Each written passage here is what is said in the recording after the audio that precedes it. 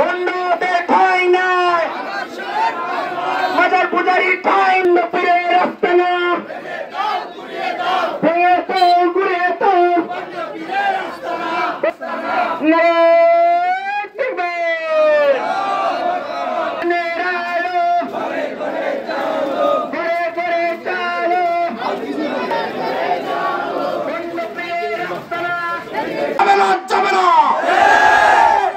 ঠান্ডা মাথায় কয়েকটি কথা মাজার কর্তৃপক্ষ শুনে রাখুন।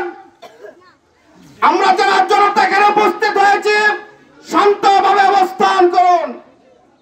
আমাদের পক্ষ থেকে স্পষ্ট ঘোষণা, আপনারা যারা মাজার পরিচালনা করেন তারা আপনারা আমাদের কোনো দুশ্মন নয়, ঠিক কিনা বলুন? আপনারা আমাদের ভাই, আপনারা আমাদের বন্ধু, আপনারা আমাদের প্রতিবেশী, আপনারা আমাদের আত্মীয় স্বজন, ঠিক কিনা বলুন? এই সমাজ মুসলমানদের সমাজ, এই সমাজ ইমানদারের সমাজ, এই সমাজে কোন শিরক বেদাত কুফরি মাজার পূজা চলতে দেওয়া হবে না। আমরা স্পষ্ট ভাষায় বলতে চাই, আপনাদেরকে মাগরিব নয় এশা পর্যন্ত আলটিমেটাম সময় দেওয়া হলো। এশারের মধ্যেই আপনাদের সকল আয়োজন গুটিয়ে নেবেন। যদি গুটিয়ে না নেন তারপর কি অবস্থা প্রদক্ষিণ হবে, সেই জন্য কেউ আদিবাসী তাই নয়, ঠিক কিনা বলুন? আমরা স্পষ্ট ভাষায় বলতে চাই, এই সময় যদি আপনারা এই সময়কে যদি আপনারা লঙ্ঘন করেন, আমাদের প্রতি শ্রদ্ধা ভালোবাসাকে যদি আপনারা বুড়ো আঙ্গুলি দেখান, সেই আঙ্গুল কিভাবে সোজা করতে হয় সেটা তৌহিদি জনতা জানে। প্রয়োজনে পূর্বে ঘোষণা করেছে নরসিংদীর ইমাম পরিষদ, তানজিমুল মাদারিসিল কওমিয়া, সকল তৌহিদি জনতা নিয়ে আমরা এই টাউয়াদিতে লং মার্চ করতে বাধ্য থাকবো।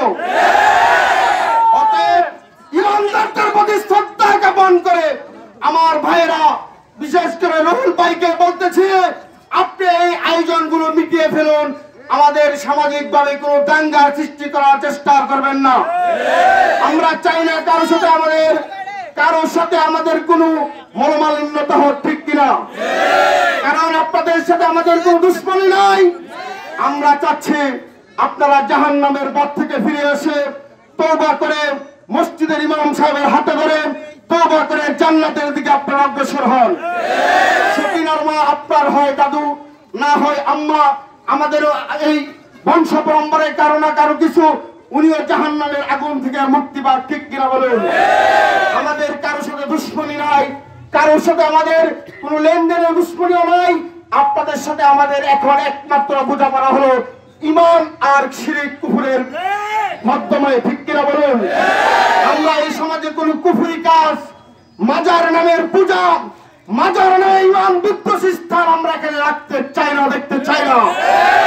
এটা স্পষ্ট ঘোষণা, এশারের নামাজের পূর্বে আপনাদের আয়োজনকে স্তব্ধ, নিষিদ্ধ এবং বন্ধ বলে ঘোষণা করবেন, ঠিক কিনা বলুন?